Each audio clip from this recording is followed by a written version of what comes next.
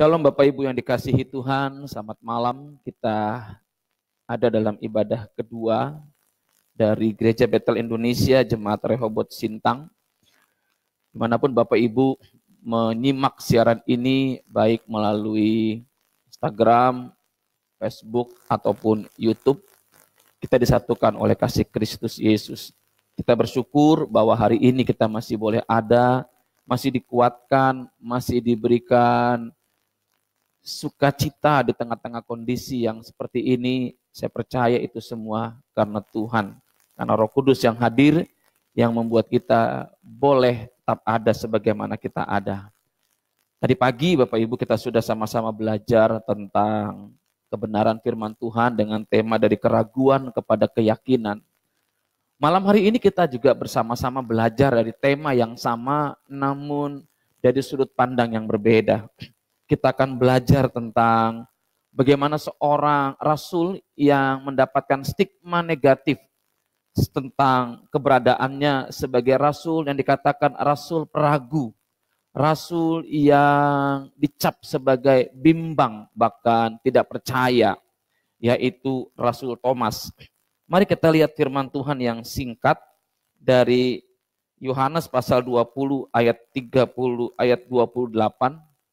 Yohanes pasal 20 ayat 28, firman Tuhan ini sangat singkat, namun memiliki makna yang sangat dalam dan seringkali diungkapkan sebagai kredo pengakuan iman yang begitu luar biasa dari murid Yesus kepada Yesus Kristus. Yohanes pasal 20 ayat 28, firman Tuhan berbunyi, Thomas menjawab dia, ya Tuhanku dan Allahku. Satu pengakuan yang sederhana, namun memiliki makna yang sangat dalam Bapak Ibu. Sebelum kita membahas pengakuan ini, kita menguraikan pengakuan ini, kita akan sama-sama mengenal Thomas lebih dahulu, supaya kita bisa menilai apakah Thomas layak disebut sebagai rasul yang peragu, atau rasul yang bimbang, atau bahkan rasul yang tidak percaya. Kita mesti melihat secara utuh tentang fakta yang ada, latar belakang yang ada, supaya kita bisa menilai secara objektif Rasul Thomas ini yang mengucapkan satu kalimat yang sangat luar biasa. Siapakah Rasul Thomas itu? Nama Thomas berasal dari bahasa Aram Theoma yang artinya anak kembar. Ia lahir di Galilea. Menurut tradisi, Thomas menjadi martir di India dan dimakamkan di Edesa. Tradisi mengatakan Thomas mengalami kematian ketika dadanya ditombak. Sebagai seorang saksi Kristus yang konsisten, dia tetap menjadi saksi Kristus walaupun maut mengancam, dan akhirnya dia harus menyambut maut tersebut sebagai konsekuensi dari kesaksiannya yang tidak disukai oleh banyak orang waktu itu. Nah, Thomas merupakan salah satu dari murid Tuhan Yesus yang dikenang karena stigma negatifnya. Saya melihat beberapa pemahaman firman yang diucapkan selalu mengkaitkan Thomas dengan kebimbangan. Kamu jangan punya iman seperti Thomas. Kamu jangan punya iman seperti Thomas, iman yang ragu-ragu. Betulkah stigma seperti itu? Nah, terlanjur melekat selama berabad-abad tanpa pernah memahami siapa Thomas sebetulnya.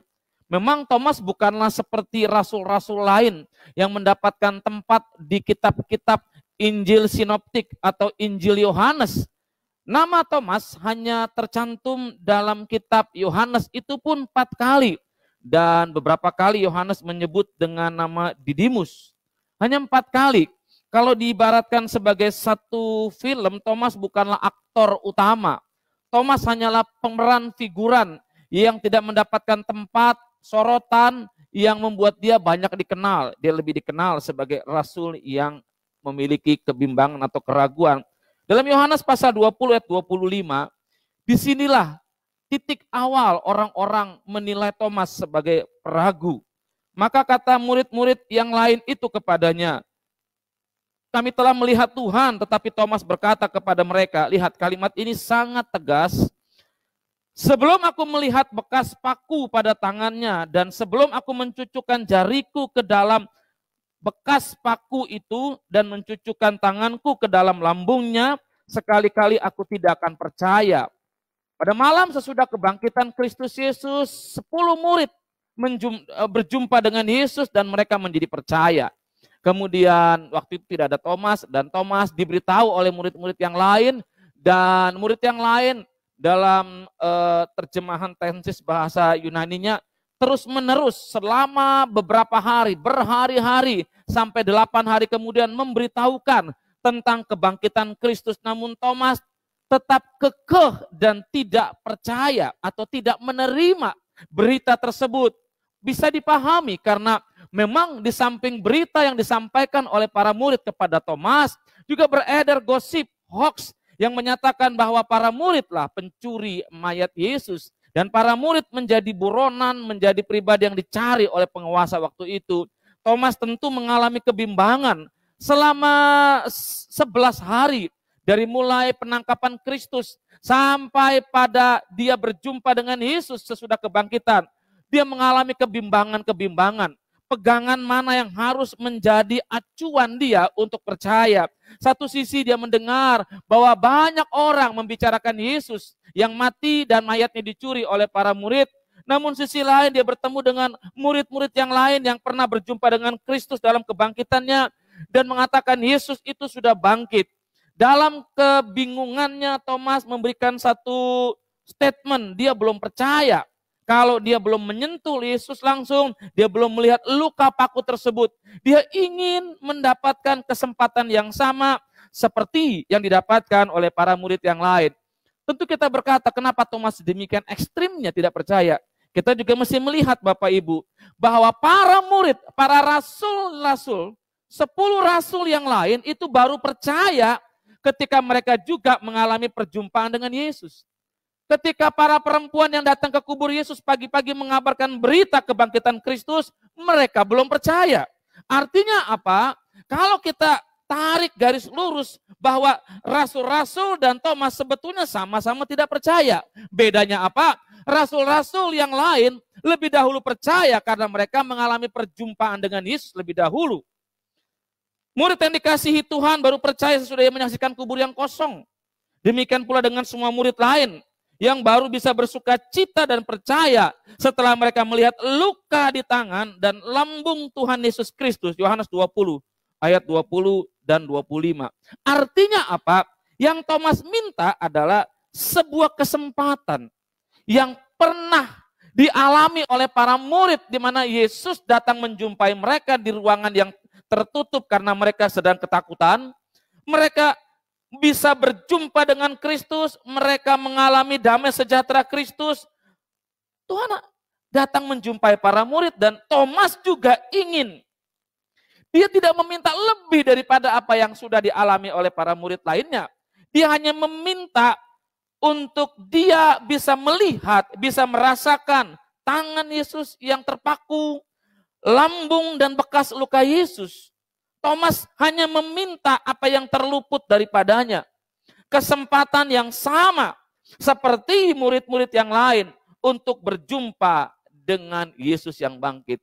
Jadi kita mesti mengerti bahwa kenapa para murid percaya lebih dahulu, karena mereka berjumpa lebih dahulu dengan Yesus. Thomas waktu itu tidak ada. Dan ketika dia mendengar kabar ini, dia belum percaya. Jadi sebetulnya semua murid juga ragu. Mereka baru percaya ketika mereka berjumpa dengan Yesus. Dan hari ke-8, Thomas juga bersama-sama dengan murid di tempat yang sama dan Tuhan itu menjumpai Thomas. Tuhan menunjukkan luka-luka yang diperoleh karena penyaliban untuk membuktikan kepada Thomas bahwa ini Yesus gurunya, ini rabinya yang dia lihat mati, disalibkan, dan hari itu dia temui sebagai pribadi yang bangkit. Maka keluarlah kalimat ini. Di hadapan Tuhan Yesus Kristus, Thomas berkata, ya Tuhanku dan Allahku. Satu pengakuan yang sangat personal Bapak Ibu. Satu pengakuan yang sangat personal, yang begitu intim, begitu lekat. Sehingga ini menyatakan satu apa ya?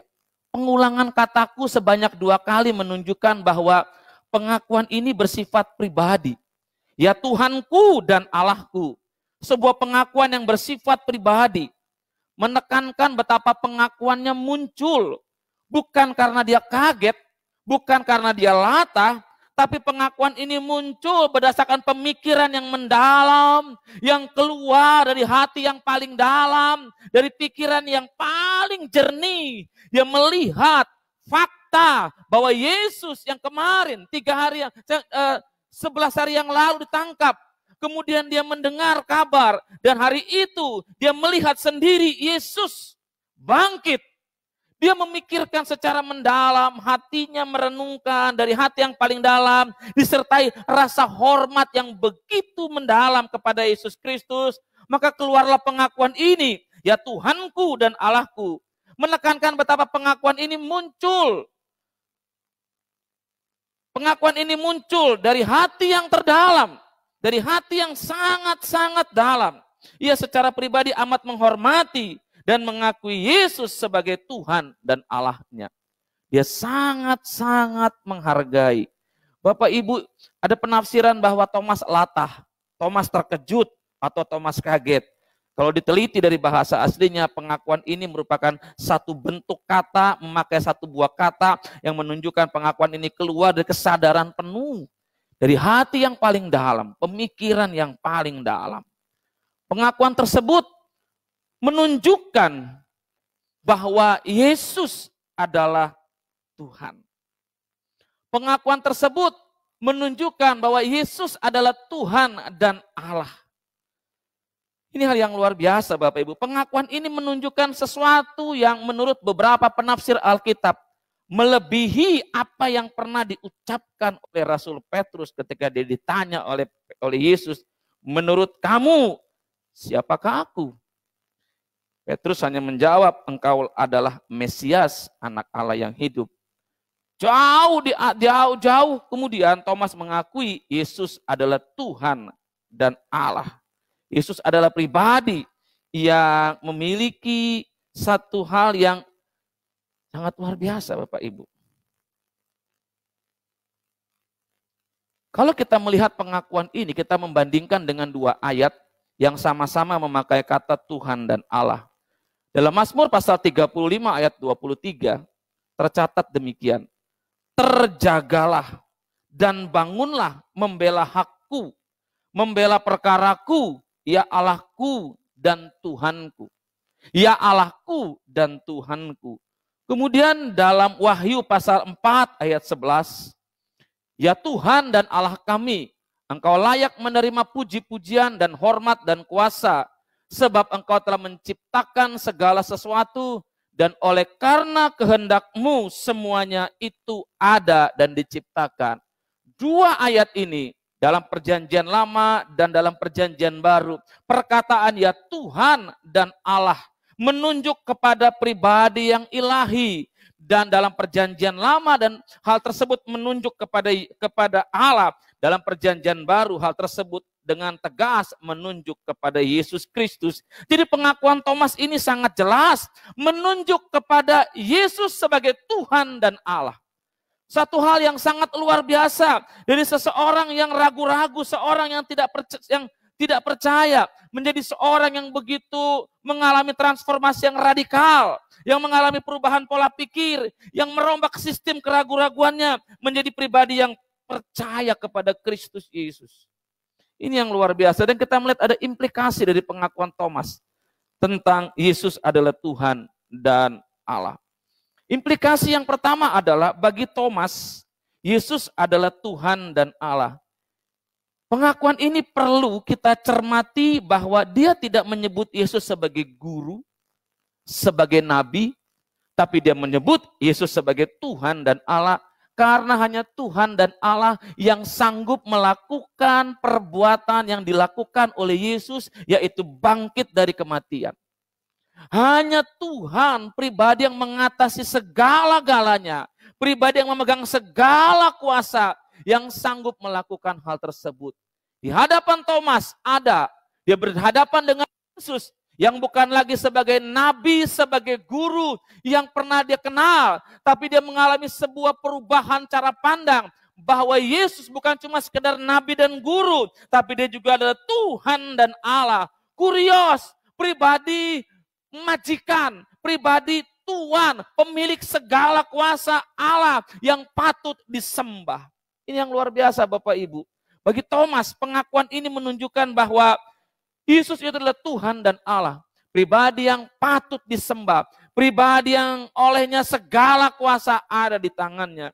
Yang kedua, implikasi pengakuan Thomas juga berbicara tentang bukan hanya dia mengakui tentang keberadaan Yesus sebagai Tuhan dan Allah, tapi ini yang luar biasa. Kesediaan Thomas untuk tunduk dalam otoritas dan kuasa Yesus. Bahwa Yesus adalah Tuhan, Lord atau Kurios atau Master, ini mau tidak mau Thomas harus menempatkan diri dalam otoritas Yesus sebagai Tuhan. Sebagai pribadi di atas segala-galanya, maka keberadaan Thomas dalam pengakuannya ini menunjukkan bukan cuma pengakuan dari mulutnya, tapi Thomas bersedia menempatkan diri dalam otoritas, wewenang, kuasa yang dimiliki oleh Yesus. Thomas tidak hanya mengungkapkan secara kata-kata yang indah, tapi dia buktikan bahwa konsistensi Thomas dalam pengakuannya ini mendasari tindak tanduk Thomas yang akhirnya dalam tugas yang dipercayakan Tuhan kepada para rasul sebagai saksi Kristus. Thomas diutus ke India dan Thomas harus mati sebagai martir. Dalam kesaksian itu dia menjadi martir, dia mempertahankan imannya, dia konsisten dengan apa yang dia ucapkan. Implikasi yang ketiga adalah Thomas tidak lagi hidup dalam level iman yang sama. Pada awalnya Thomas memiliki level iman, lihat dulu baru percaya. Ini saya pikir level iman yang banyak dimiliki oleh kita. Kita belum percaya kalau belum melihat. Tapi Tuhan menginginkan bahwa dari perjumpaan Thomas dengan Tuhan, dari pengakuan Thomas bahwa Yesus adalah Tuhan, Thomas harus meningkatkan level imannya agar ke depan dia bisa semakin menyenangkan hati Tuhan. 3 hal implikasi dari pengakuan Thomas bahwa Yesus adalah Tuhan dan Allah bagi dia, kesediaan Thomas tunduk dalam otoritas itu, dan Thomas harus meningkatkan level imannya untuk menapaki hari-hari ke depan. Dan hari ini, apa yang bisa kita dapatkan dari 3 hal ini? Bapak Ibu, yang pertama adalah kalau Thomas mengakui Yesus sebagai Tuhan dan Allah, pertanyaan ini mungkin kelihatan konyol, atau cenderung mungkin dianggap meremehkan atau melecehkan kita sebagai orang Kristen. Pertanyaan ini adalah, siapa Yesus bagi kita? Mungkin Anda akan dengan refleks menjawab, oh dia adalah Tuhan, dia adalah sahabat, dia adalah penyembuh, dan segala macam gelar-gelar lain yang bisa kita dapatkan baik dari pujian atau dari kesaksian-kesaksian.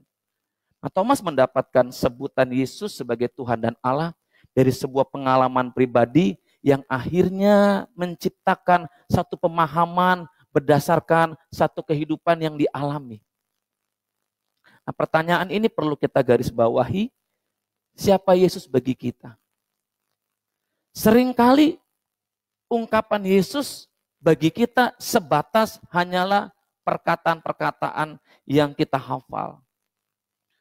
Tanpa bermaksud untuk melecehkan Bapak Ibu ketika mengungkapkan kata-kata indah. Seringkali penyembahan-penyembahan kita dalam lagu, dalam doa, itu refleks keluar tanpa pernah kita memikirkan. Seperti terkondisi otomatis seperti mesin jawab telepon gitu. Maaf, telepon yang Anda tuju. Nah, saat kita menyembah Tuhan, itu seringkali hanya mengalir secara otomatis seperti terprogram. Pengakuan kita bahwa Yesus adalah Tuhan, itu tidak hanya kita ucapkan lewat mulut. Iblis juga mengakui Yesus adalah Tuhan. Dia juga percaya pada Yesus, namun dia tidak pernah taat dan menghormati Yesus. Pertanyaan ini bagi saya dan saudara akan berimplikasi pada motivasi kita. Di hari-hari ini, tentu firman yang paling kita senang untuk dengar adalah bagaimana Tuhan mengadakan mujizat.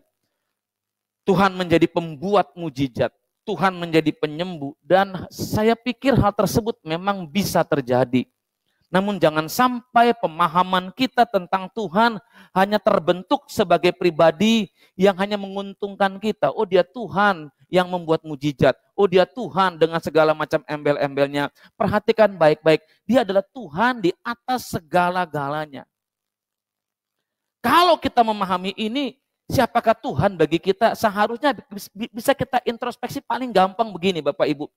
Kalau kita menganggap dia Tuhan, seharusnya dia menempati tempat tertinggi di hati saya dan saudara. Number one, the special one. Tempat tertinggi itu adalah standar atau cerminan yang harus kita jadikan sebuah refleksi siapakah Yesus bagi kita. Saya percaya hal ini bukan sesuatu yang mudah. Karena di tengah-tengah pemahaman dunia yang semakin hedon, semakin konsumtif seperti ini, kepentingan-kepentingan kita sepertinya harus didahulukan. Bahkan kadang-kadang pengajaran-pengajaran yang menekankan bagaimana mengatasnamakan iman untuk mendapatkan segala sesuatu. Bagaimana kita mengucapkan formulasi-formulasi doa seakan-akan Tuhan terpesona dengan hal tersebut. Membuat kita menjadi seakan-akan berhak atas semua yang kita ucapkan. Dan Tuhan hanya tinggal mengabulkan. Seakan-akan dia bukan Tuhan bagi kita. Dia hanyalah pribadi yang kita suruh untuk mewujudkan mimpi dan keinginan kita. Sering kita berkata bahwa kita harus punya mimpi yang besar. Saya mau katakan, mimpi siapa yang kau hidupi? Apakah mimpimu atau mimpi Tuhan? Kalau mimpi Tuhan pasti membawa engkau memuliakan dia. Semakin hari ambisimu, egomu, semakin luntur, semakin hari kasihmu pada Tuhan semakin besar. Tapi kalau mimpi yang kita hidupi adalah mimpi kita, kita ingin makin hebat, makin kaya, makin diberkati, bukan gak boleh. Tapi camkan baik-baik. Kalau itu yang menjadi obsesi saya dan saudara, dalam konsep kita Tuhan bukan pribadi di atas segalanya, tapi Tuhan hanyalah sarana untuk memenuhi kebutuhan saya dan saudara.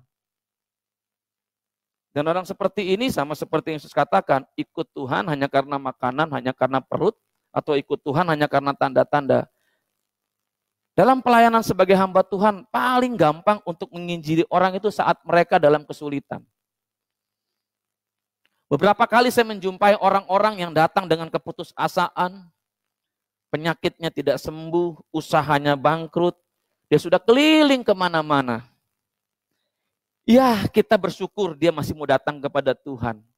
Tapi setelah dia mengalami lawatan Tuhan, kuasa Tuhan, yang sakit disembuhkan Tuhan, yang bangkrut kembali di Tuhan, setelah apa? Bukankah secara logika seharusnya hidup yang sudah diberikan Tuhan setelah engkau sakit, engkau disembuhkan, harusnya itu hidup milik Tuhan? Karena kalau Tuhan nggak sembuhkan engkau nggak punya hidup, maka hidup itu milik Tuhan. Bukankah engkau yang bangkrut, engkau yang punya usaha, biasanya kalau buka toko tuh panggil pendeta, bukan nggak boleh, didoakan dengan segala macam janji-janji manis. Nanti Pak Pendeta kalau A, kalau B, kalau C, nanti dan nanti. Tapi ketika tokonya mulai maju, tokonya mulai diberkati, kok nggak ibadah? Sibuk. Saya percaya yang dengar ini mungkin nggak ada. Kalau ada ya bertobatlah. Yang bangkrut kemudian dikembalikan, dipulihkan oleh Tuhan, maka seharusnya kekayaan yang kau miliki itu adalah dari Tuhan. Dan seringkali ketika mereka mendapatkan apa yang sudah mereka inginkan oleh mereka tidak lagi sungguh-sungguh dengan Tuhan. Dan orang seperti ini adalah orang yang tidak menempatkan Yesus sebagai Tuhan dan Raja, tapi Yesus hanyalah sarana untuk dia mendapatkan apa yang menjadi keinginan dia. Mari kita introspeksi diri hari ini di tengah-tengah kondisi seperti ini Bapak Ibu. Di tengah-tengah suasana yang saya percaya akan mendukung kita untuk membuat iman kita dimurnikan. Siapakah Yesus bagi kita? Dia bukan hanya juru selamat yang menyelamatkan engkau dari dosa-dosamu. Dia bukan hanya Tuhan yang menyembuhkan engkau dari penyakitmu, tapi adalah Tuhan pemilik hidupmu dan hidupku. Oleh sebab itu, implikasi yang kedua adalah siapakah pemilik kedaulatan hidup kita?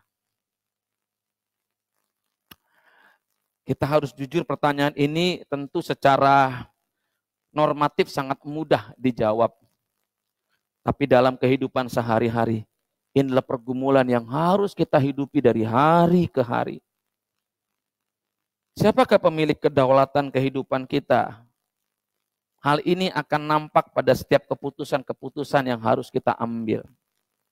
Keputusan yang harus kita ambil apakah melibatkan Tuhan atau kita biarkan Tuhan hanya sebagai tempat untuk curhat kalau kita gagal, atau doa yang kita naikkan sekedar hanya laporan tanpa minta pertimbangan Dia. Dari pengalaman pelayanan khususnya hal yang paling mudah adalah ketika engkau memilih pasangan hidup. Pertanyaan yang paling mudah adalah apakah engkau yakin jodohmu itu dari Tuhan? 99,9% orang yang saya tanya pasti bilang yakin Om. Dari mana engkau tahu? Yakin aja. Apakah engkau sudah doakan pasangan hidupmu? Sudah Om. Tuhan bilang apa? Yes. Tuhan bilang apa? Lanjutkan. Saya percaya orang seperti ini hanya mengedepankan emosi atau suasana gelora hati yang sedang membara oleh cinta. Sehingga kadang-kadang dia menjadi buta terhadap koreksi Tuhan. Untuk mendapatkan kepastian bahwa jodohmu hari ini apakah pilihan Tuhan atau bukan, itu membutuhkan pergumulan karena jodoh adalah pilihan nomor 2 setelah pemilihan juru selamat yaitu Tuhan kita. Karena salah pilih jodoh, apalagi yang gak seiman, engkau bukan cuma menurunkan neraka ke rumah tanggamu, tapi engkau membawa dirimu kepada neraka yang sejati. Hati-hati, milih jodoh itu jangan cuma cantiknya, seksinya, tapi pilih jodoh itu harus tanya Tuhan. Susah Om. Ya kalau kau mau yang gampang ya jangan ikut Tuhan. Karena harga ikut Tuhan itu sangkal diri pikul salib. Yang gampang-gampang itu ya ada barang, ada harga, ada kualitas. Kalau engkau mau hidup berkualitas bayar harga. Kalau engkau mau dapat jodoh dari Tuhan, yakin dari Tuhan, engkau mesti belajar berdoa, doakan dalam puasa. Yang sudah pacaran jangan cuma asal-asalan, berdoa. Yang rumah tangga kadang-kadang ketika sebelum nikah konseling, apakah engkau yakin dari Tuhan? Yakin. Setelah nikah 3-4 bulan datang kepada kami, dia bilang gini, Om kayaknya salah pilih. Siapakah pemilik kedaulatan hidup saya dan saudara? Hal ini harus kita renungkan setiap hari. Memang ini tidak mudah. Kedaulatan bicara soal siapa yang memiliki kuasa penuh atas hidup saya. Bukan cuma bicara soal kita datang ke gereja, tapi siapa pemilik penuh dompetmu, depositomu, hartamu. Saya bukan anti dengan jargon-jargon, apa kabar hari ini luar biasa. Yes, yes, yes, yes. Yang luar biasa apanya? Seharusnya orang yang bertumbuh dalam Tuhan, kecintaannya pada Tuhan itu semakin lebih besar daripada kecintaannya pada diri, pada dunia, dan pada berkat-berkat yang ada. Siapa pemilik kedaulatan hidup saya dan saudara? Thomas dari orang yang ragu-ragu akhirnya mengakui bahwa Tuhan pemilik hidupnya. Dia menempatkan diri dalam otoritas tersebut dan dia rela mentaati apapun maunya Tuhan. Sekalipun dia harus menantang maut untuk itu semua. Yang ketiga yang harus kita pikirkan hari ini adalah apakah kita mengalami pertumbuhan iman. Saudara, seringkali pemahaman pertumbuhan iman atau pemahaman pertumbuhan rohani ini seringkali disalahpahami. Pemahaman pertumbuhan iman atau pemahaman pertumbuhan rohani tidak sama dengan banyaknya karunia yang kau miliki. Tidak sama dengan banyaknya talenta yang kau miliki. Atau tidak sama dengan sibuknya jadwal pelayanan yang kau miliki. Atau tidak bisa diidentikan dengan berkat-berkat dan jawaban-jawaban doa yang hari ini yang menjadi bukti bahwa Tuhan itu luar biasa bagi kita. Walaupun jawaban doa bisa menunjukkan iman, tapi tidak selamanya menjadi indikator. Buktinya apa? Ibrani pasal 11 juga menyatakan bahwa ada orang-orang yang tidak mendapatkan apa yang dia yakini walaupun dia harus mati. Artinya apa?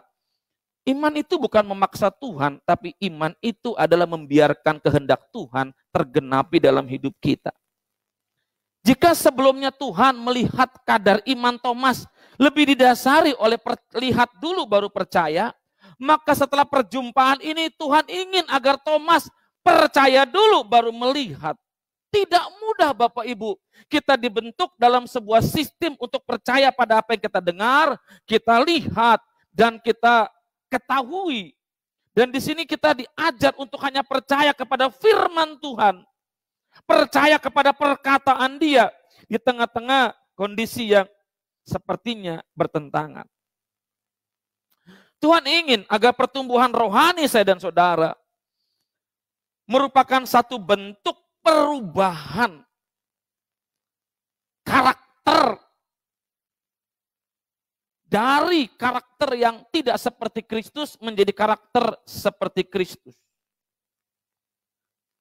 Kekristenan itu diibaratkan seperti proses pertumbuhan. Harus melewati fase-fase.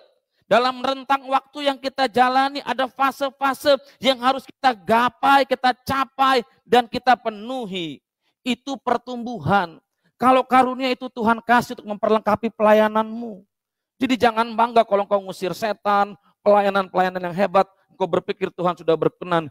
Justru di akhir zaman orang seperti ini yang banyak ditolak oleh Tuhan. Bukan berarti kita nggak boleh melayani seperti ini, tapi jangan sampai pelayanan membuat kita sombong. Kalau ngusir setan direkam, setannya diinterogasi. Siapa kamu? Saya adalah penunggu pohon asom. Makin setan diinterogasi, makin bangga. Aneh-aneh caranya. Yang hebat kelihatan orangnya. Setan, aku pukul engkau. Buk, setannya dipukul. Setannya teriak, au. Nah kalau setannya lekong, au. Kan bahaya.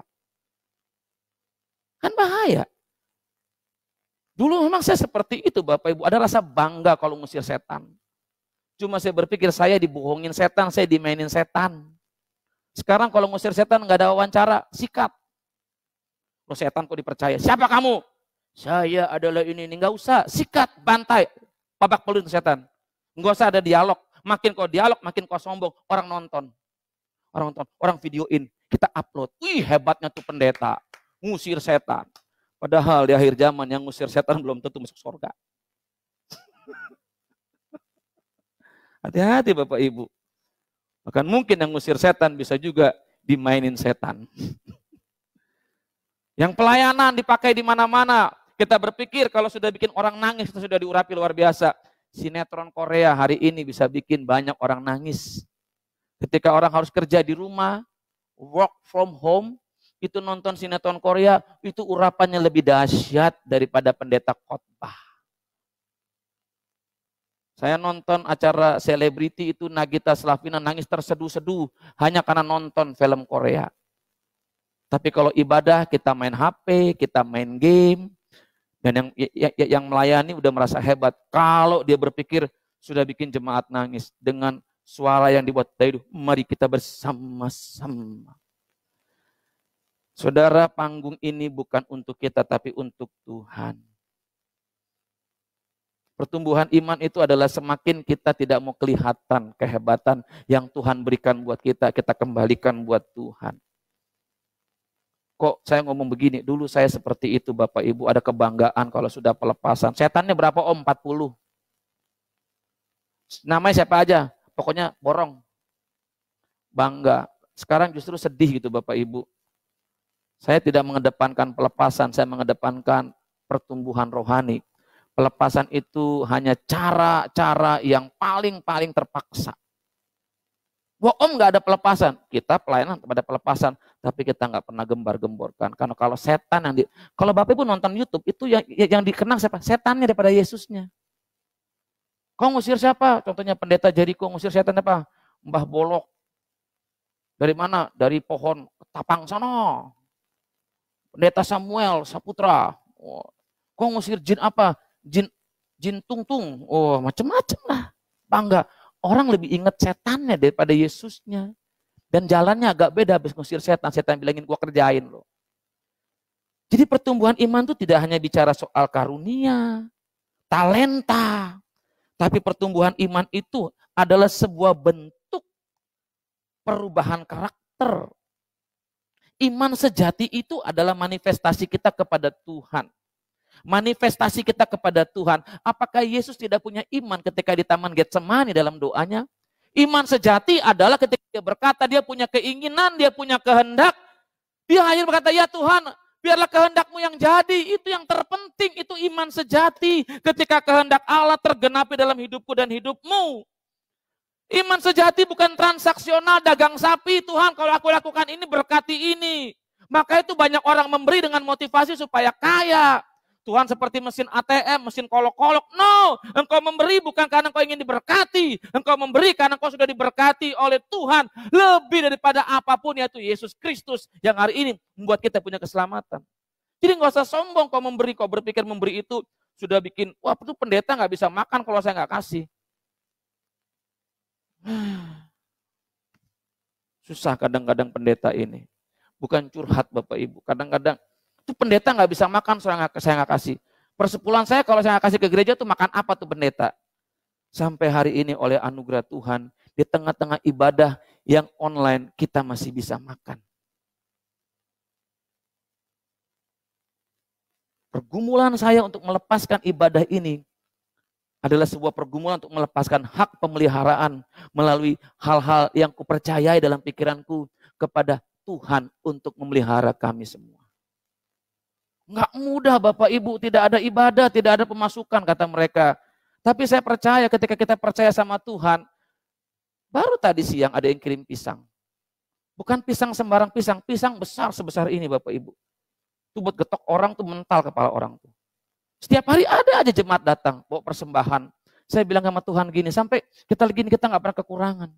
Bahkan gereja ini diizinkan Tuhan menjadi berkat, kita bagi sembako.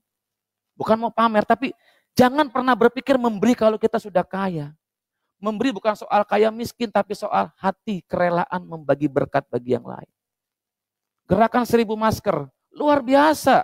Respon jemaat, kita memberi sudah kepada hampir 10 gereja. Apakah gereja ini kaya? Oh, gereja ini jalan masuknya aja nggak ada kok. Baru kemarin perbatasan dibuat makin sempit.